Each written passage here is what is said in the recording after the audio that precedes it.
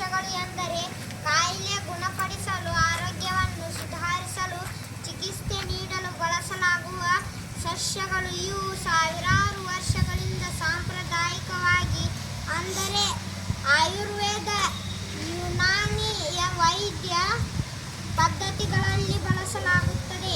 ಪ್ರಮುಖ ಔಷಧಿ ಸಸ್ಯಗಳು: ಬೇವು ಚರ್ಮ ರೋಗಗಳಿಗೆ ಉಪಯುಕ್ತ, ರಕ್ತ ಶುದ್ಧೀಕರಣಕ್ಕೆ ಸಹಾಯಕಾರಿ.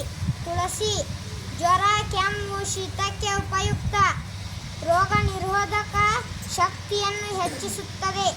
ಶುಂಠಿ ಜೀರ್ಣಕ್ರಿಯೆ ಸುಧಾರಿಸುತ್ತದೆ, ಶೀತ ಮತ್ತು ಕೆಮ್ಮಿಗೆ ಉಪಯುಕ್ತ.